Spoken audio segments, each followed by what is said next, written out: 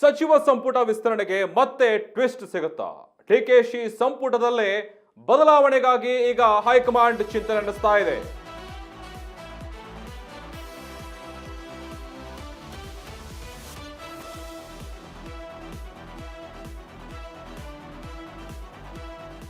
ಡಿಕೆಶಿ ಸಂಪುಟದಲ್ಲೇ ಸಚಿವ ಸಂಪುಟ ವಿಸ್ತರಣೆಗೆ ಮತ್ತೆ ಟ್ವಿಸ್ಟ್ ಸಿಗುತ್ತಾ?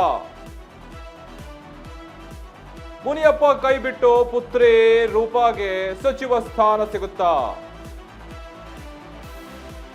ಆಗದಿದ್ದರೆ ಮುಸ್ಲಿಂ ಮಂತ್ರಿ ಒಬ್ಬರಿಗೆ ಸಂಪುಟ ಕೋಕ್ ಆಗುತ್ತಾ?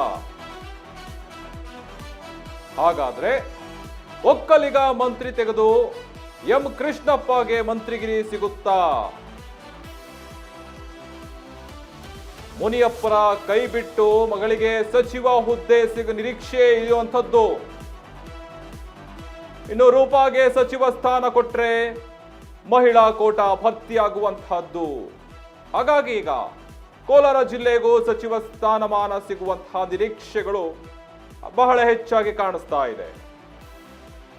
ಮುಸ್ಲಿಂ ಸಮುದಾಯದವರನ್ನ ಮಹಿಳೆಗೆ ಒಂದು ರೀತಿಯಾದಂತಹ ಈಗ ಸಚಿವರು ಆಗಬೇಕು ಅಂತ ಹೇಳಿ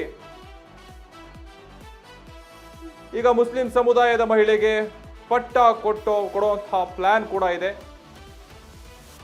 ಇದೇ ಕಾರಣಕ್ಕೆ ಇನ್ನು ಖಾತೆ ಹಂಚಿಕೆ ಮಾಡದಿರುವಂತಹ ಸಿಎಂ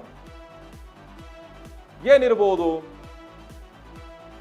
ಬಹಳಷ್ಟು ಚರ್ಚೆಗಳು ವಾದಗಳ ನಂತರ ಈಗ ಭುಗಿಲೆದ್ದಂತಹ ಸಚಿವ ಸಂಪುಟ ವಿಸ್ತರಣೆ ವಿಚಾರವಾಗಿ ಇನ್ನೂ ಖಾತೆ ಹಂಚಿಕೆ ಆಗಿಲ್ಲ ಅಂತ ಅಂದ್ರೆ ಎಲ್ಲ ಕಾರಣಗಳು ಇದೆಯಾ ಅನ್ನುವಂಥದ್ದು ಮುನಿಯಪ್ಪನವರು ಹೇಳ್ತಾ ಇದ್ದಾರೆ.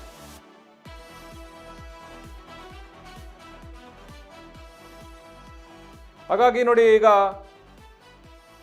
ಮುಸ್ಲಿಂ ಮಂತ್ರಿ ಒಬ್ಬರಿಗೆ ಸಂಪುಟದಲ್ಲಿ ಕೋಕ್ ಸಿಗುತ್ತಾ?